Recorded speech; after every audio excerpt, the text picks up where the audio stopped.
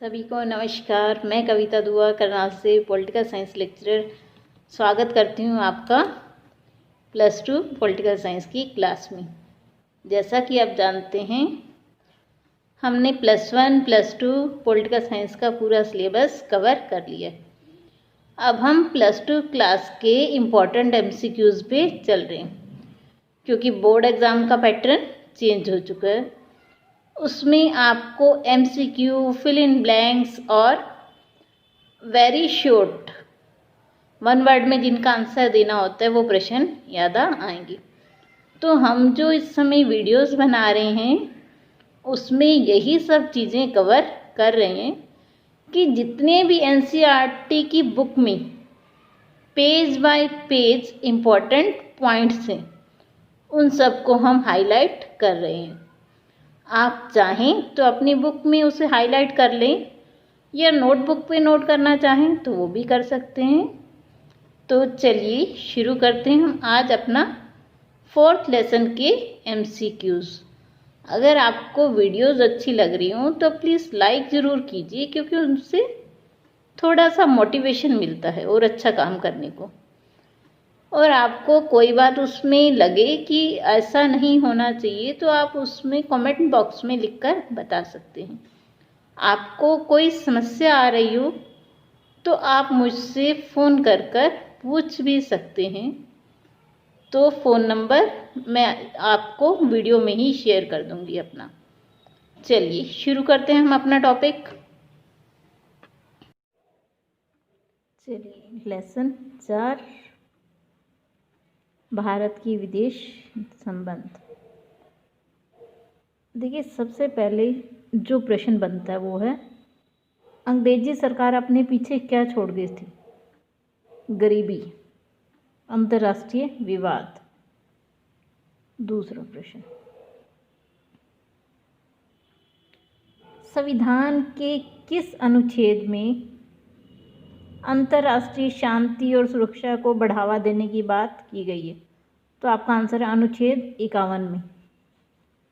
ये आपका दूसरा MCQ वेरी शॉर्ट किसी भी फॉर्म में आ जाए।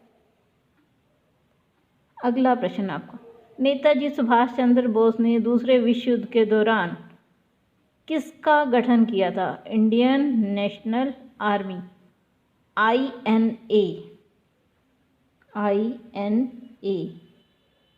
INA का गठन किसने किया? तो आपका आंसर है Netaji Subhash Chandra Bose.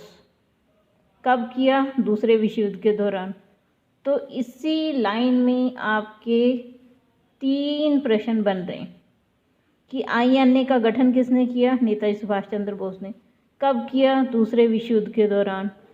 Indian national army का गठन किसने किया? तो आंसर है नेताजी सुभाष चंद्र बोस।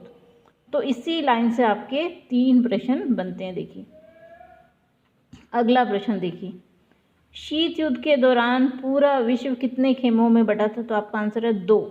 कौन कौन से? संयुक्त राज्य अमेरिका और दूसरा सोवियत संघ। चीन में किस दल की शासन है? कम्युनिस्ट शासन की। ठीक है जी। तो ये आपके इसी 2 लाइनों में से 4 प्रश्न बन रहे हैं कि शीत युद्ध के दौरान पूरा विश्व कितने खेमों में बटा था? 2। कौन कौन से खेमे थे? अमेरिका और सोवियत संघ। चीन में कौन सी सरकार का शासन था? तो कम्युनिस्ट का। चलिए आगे चलते हैं हम इससे। भारत की विदेश नीति पर किसका प्रभाव था? पंडित जवाहरलाल नेहरू। भारत के प्रथम विदेश मंत्री कौन थे? देखिए, तो उसका आंसर भी है पंडित नेहरू।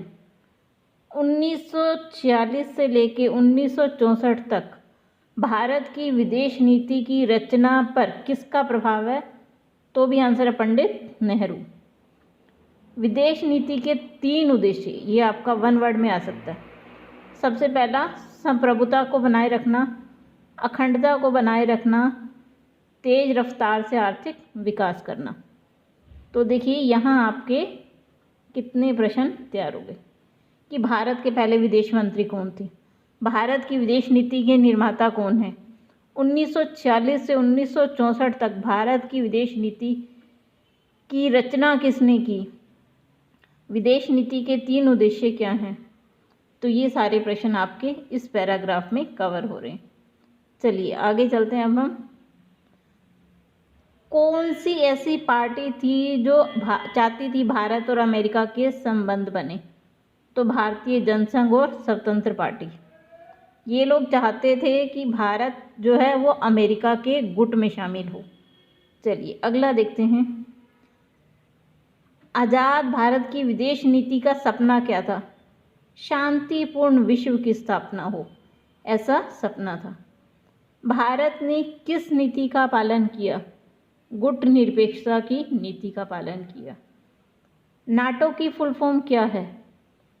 उत्तर अटलांटिक संधि संगठन, नॉर्थ अटलांटिक ट्रीटी ऑर्गेनाइजेशन इसकी फुल फॉर्म है। सोवियत संघ ने किस सैन्य संधि संगठन की स्थापना की? तो आपका आंसर है वार्सा पैक्ट। ब्रिटेन ने मिस्र पर हमला क्यों किया? देखिए स्वेज नहर के मामले में, और कब किया? 1956 में। ये आपके अगले 2 MCQ इस लाइन में है। सोवियत संघ ने 1956 में किस पर हमला किया? तो आपका आंसर है हंगरी पर। तो देखिए इसी पेज पर आपके कितने सारे MCQ अवेलेबल हैं। चलिए किस दशक में भारत और अमेरिका के संबंधों में खटास पैदा हुई? तो आपका आंसर है 1950 के दशक में। चलिए इससे आगे चलते हैं अब हम लोग। अफ्रो एशियाई एकता, ये इम्पॉर्टेंट प्रश्न है। देखिए एशियाई संबंध सम्मेलन का आयोजन कब किया गया? तो आपका आंसर है मार्च 1947 में। भारत ने किस देश की आज़ादी के लिए भरपूर प्रयास किए? तो आपका आंसर है इंडोनेशिया की। इंडोनेशिया किसका गुलाम था? तो आपको लिखना है डच औपनिवेशिक शासन का। इंडोनेशिया ने स्वतंत्रता संग्राम के लिए कब अंतर्राष्ट्रीय सम्मेलन किया? भारत ने इंडोनेशिया के स्वतंत्रता संग्राम के लिए कब सम्मेलन किया? तो आपका आंसर है 1949 में। अफ्रो एशियाई सम्मेलन कब हुआ? आपका आंसर है 1955। और कहाँ हुआ? तो वाडुंग में।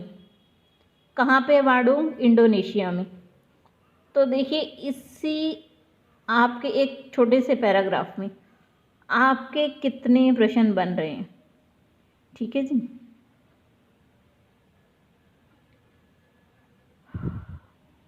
गुट निरपेक्षता सम्मेलन की नींव कहाँ पड़ी? वाडुंग सम्मेलन में। प्रथम गुट निरपेक्ष आंदोलन सम्मेलन कहाँ हुआ? 1961 में, और स्थान बेलग्रेड। तो देखिए अब इन 2 लाइनों में आपके कितने प्रश्न बन गए? 4। कि गुट निरपेक्ष आंदोलन कहाँ हुआ? बेलग्रेड में। कब हुआ? 1961 में। इसकी नींव कहाँ पड़ी? वाडुंग सम्मेलन में। चलिए इससे आगे चलते हैं अब हम। पंचशील के सिद्धांत की घोषणा कब की गई? तो आपका आंसर है 29 अप्रैल 1954 को। किन 2 देशों के बीच हुआ? भारत और चीन। किन 2 नेताओं ने उस पर हस्ताक्षर किए? पंडित नेहरू और चीन के चाउ एन लाई। तो देखिए इसी 2 लाइनों में आपके 3 प्रश्न बन रहे हैं कि पंचशील जो समझौता है किन 2 देशों में हुआ? भारत और चीन। उस पर किसने हस्ताक्षर किए? पंडित नेहरू, चाउ एन लाई ने। कब हुए? 29 अप्रैल 1954 को। अगला देखते हैं कि भारत और चीन युद्ध क्यों हुआ था।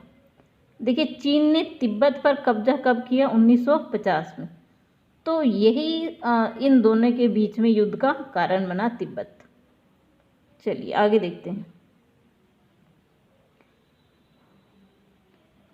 दलाई लामा ने भारत से शरण कब मांगी? ये इंपॉर्टेंट प्रश्न है। देखिए 1959 में। कहाँ पर है उनका निवास स्थान? धर्मशाला में। धर्मशाला कहाँ है? हिमाचल प्रदेश में। देखिए हिमाचल प्रदेश के धर्मशाला नामक स्थान पर दलाई लामा ने अपना निवास स्थान बनाया हुआ है। इनके भारत में शरण लेने की वजह से भारत और चीन में युद्ध का एक कारण बना।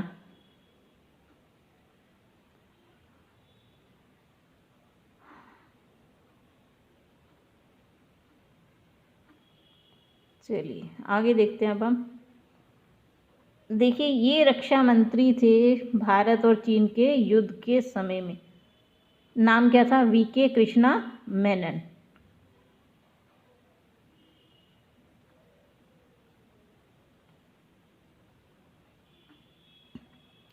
चीन ने भारत के किन इलाकों पर अपना कब्जा दिखाता है आज की डेट में भी? देखिए, सबसे पहला जम्मू कश्मीर का लद्दाख में अक्साई चीन एक जगह है। अरुणाचल प्रदेश के अधिकतर हिस्से पर वो चीन जो है अपना कब्जा दिखाता है। ठीक है जी, ये 2 क्षेत्र हैं जहाँ पर कि चीन शुरू से अपना कब्जा दिखा रहा है। सबसे पहला अक्साई चीन और दूसरा अरुणाचल प्रदेश के काफ़ी हिस्से। चलिए देखिए, जिस समय भारत और चीन का युद्ध हुआ उस समय रक्षा मंत्री कौन थे? VK Krishna Menon.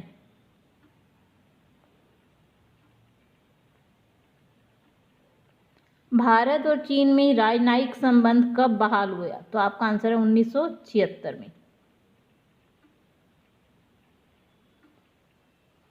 Communist party का विभाजन कब हुआ? तो आपका आंसर है 1964 में। क्यों हुआ? क्योंकि एक जो दल था वो चीन का समर्थन कर रहा था। तो कौन से उसमें 2 भागों में बटी? CPI-M और CPI, मतलब कम्युनिस्ट पार्टी ऑफ इंडिया, और दूसरी कौन सी बनी? कम्युनिस्ट पार्टी ऑफ इंडिया मार्क्सवादी। ये 2 दलों में बट गई 1964 में। क्लियर? चलिए आगे चलते हैं हम इससे। भारत और जो पाकिस्तान है उसके बीच में युद्ध कब हुआ? देखिए, सबसे पहला तो कश्मीर से संबंधित थी। 1947 में भारत और पाकिस्तान की सेनाओं में एक छाया युद्ध छिड़ गया। ठीक है जी, वो कश्मीर पर अपने कब्जे को दिखाने के लिए था, लेकिन फिर भी कश्मीर का भारत में राजा हरि सिंह ने विलय करवाया।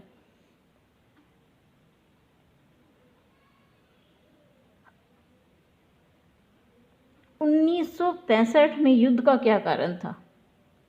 जो पाकिस्तान है, देखिए, गुजरात के कच्छ इलाके पर हमला किया उसने, तो इन दोनों देशों के बीच में युद्ध हुआ। ताशकंद समझौता कब हुआ? 1966 में, इस युद्ध को ख़त्म करने के लिए। अगला है बांग्लादेश युद्ध कब हुआ? तो आपका आंसर है 1971 में।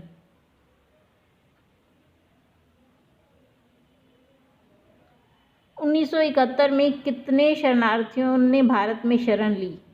80 लाख जो बांग्लादेशी थे उन्होंने भागकर भारत में शरण ली। किस राष्ट्रपति ने गुपचुप तरीके से पाकिस्तान से होते हुए चीन का दौरा किया? अमेरिकी राष्ट्रपति रिचर्ड निक्सन के सलाहकार हेनरी किसिंजर ने 1971 में के जुलाई में पाकिस्तान होते हुए गुपचुप तरीके से चीन का दौरा किया। ये आपका अगला प्रश्न है। भारत और सोवियत संघ के बीच में 20 वर्षीय संधि कब हुई? मित्रता संधि। तो आपका आंसर है 1971। ये इम्पॉर्टेंट है। देखिए, भारत और सोवियत संघ के बीच में 20 वर्षीय संधि 1971 में। भारत और पाकिस्तान के बीच में जो अगला युद्ध था वो बांग्लादेश को लेकर हुआ 1971 में। तो इसमें जो 90,000 पाकिस्तानी सैनिक हैं उन्होंने आत्मसमर्पण किया था। इस युद्ध में पाकिस्तान की हार हुई थी। उस समय भारत का प्रधानमंत्री कौन था? श्रीमती इंदिरा गांधी। ये आपके प्रश्न है। और इनके बीच में कौन सा समझौता हुआ था? शिमला समझौता। किन 2 प्रधानमंत्रियों के बीच हुआ? इंदिरा गांधी और जुल्फिकार अली भुट्टो के बीच में। ये देखिए, आपके कितने सारे इम्पोर्टेंट प्रश्न इस बुक में आपको दिए हुए हैं। ये सिर्फ आपको +2 में ही काम नहीं आएंगे, ये लाइफ लॉन्ग में काम आने वाले काम है। प्रश्न है, क्योंकि ये जीके में भी आते हैं।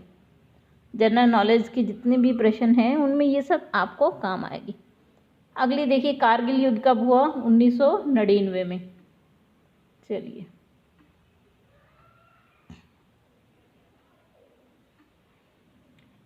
इंदिरा गांधी की लोकप्रियता को 4 चांद कब लगे? 1971 में, जब उन्होंने पाकिस्तान को हराया था। भारत ने प्रथम परमाणु परीक्षण कब किया? मई 1974 में।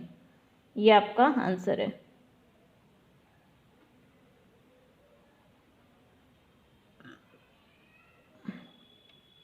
अरब इजराइल युद्ध कब हुआ? 1973 में। देश में राष्ट्रव्यापी हड़ताल कब हुई? वो भी 1973 में हुई थी। 1962 से 71 के बीच में भारत ने कितने युद्धों का सामना किया? तो आपका आंसर है 3 युद्धों का। अगला देखिए, भारत ने अपना दूसरा परमाणु परीक्षण कब किया? तो आपका आंसर है मई 1998 में।